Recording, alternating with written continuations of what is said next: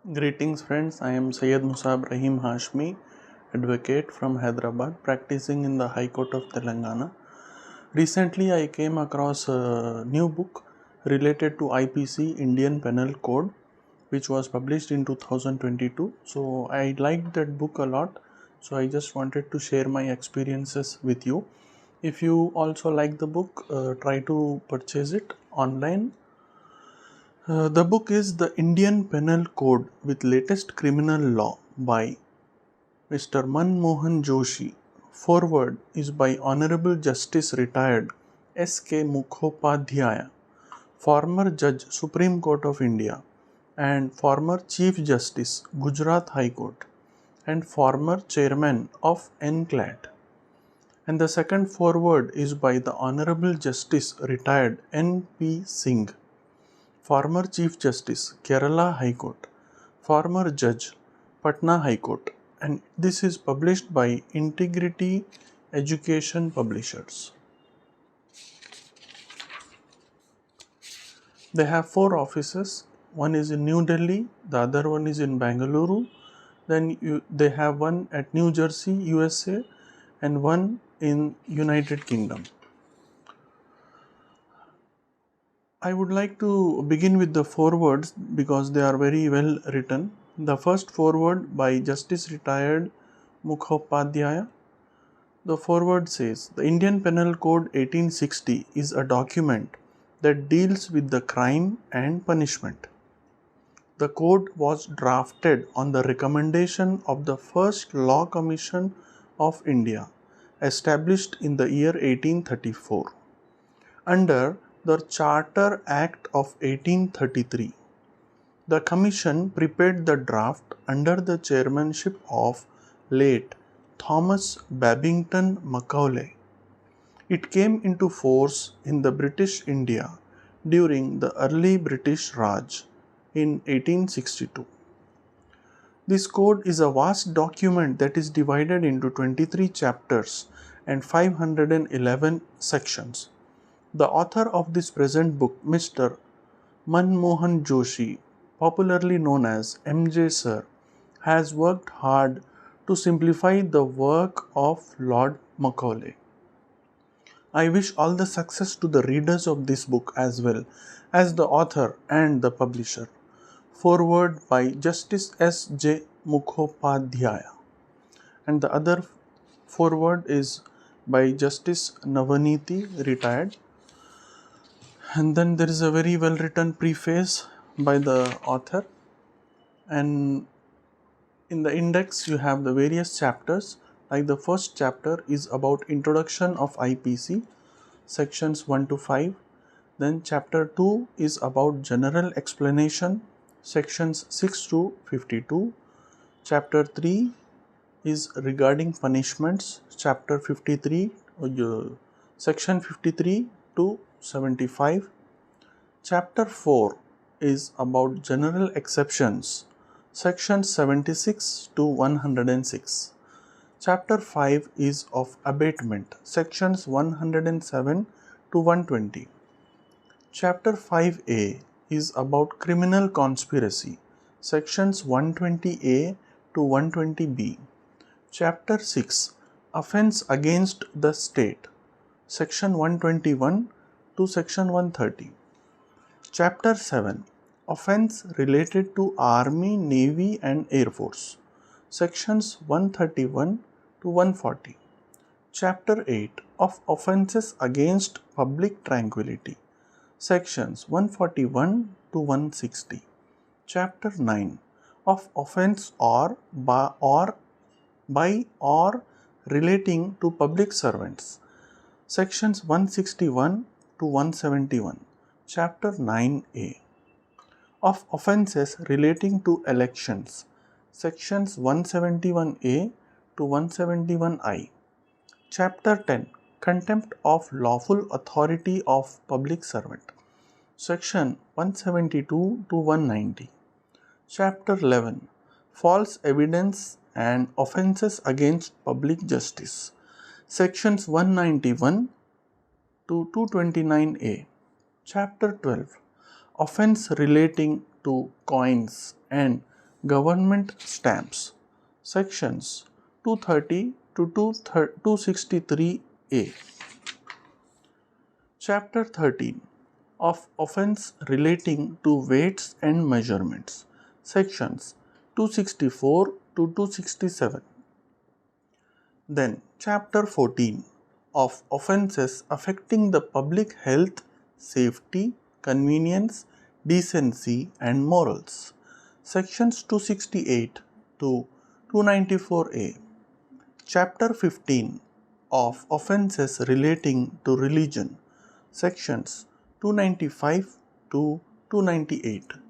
Chapter 16 of offences affecting the human body. Sections 299 to 377. Chapter 17 offense against property or theft. Sections 378 to 462. Chapter 18 offense relating to document and to property marks.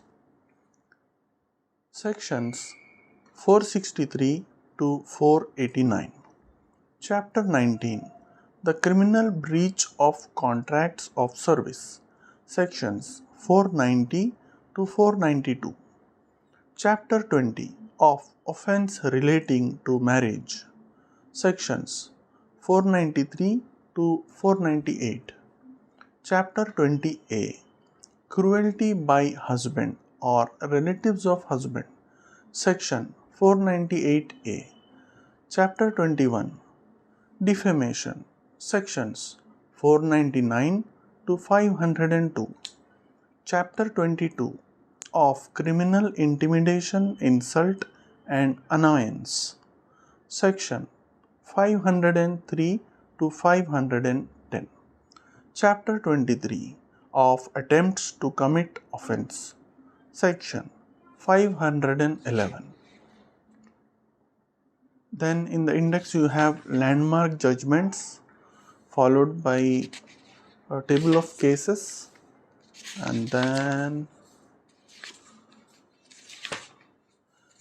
we begin with overview of IPC. The good thing which I found in this book is that in each chapter there are few pages relating to the subject, followed by important overview of IPC. Then you have multiple choice questions from previous examinations from various universities, and then you have an explanation which I found it for a first time in law books, that you have multiple choice questions with the correct answer. That's fine, most of the books have it, but in this book you have an explanation why this choice is correct and why the other choices are wrong. I'll just show you the page. I think it's visible. So the thing here is that you have questions followed by answers followed by reasons. So this is a thing which I found unique and for the first time in Indian law books.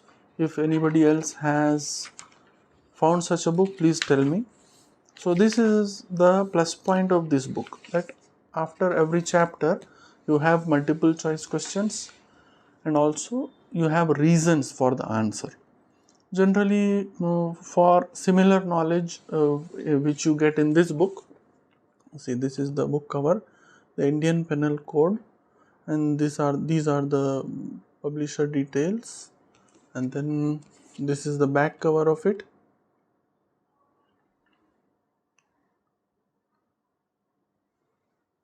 Yeah. So generally what happens is when people are preparing for say bar exams or studying for their LLB or LLM or for various police exams or for the civil services, UPSC or state civil services or various other governmental exams which have IPC as an important aspect, you generally have textbooks which contain the knowledge in detailed format. Then you have bare acts which contains only the act and the statement mentioned in the IPC. And then you have books which have multiple choice questions. So you will have to refer various books like the textbook, the bare acts book, and then the multiple choice book. And then in order to know that what is the reason for choosing this correct answer, you may have to consult a teacher.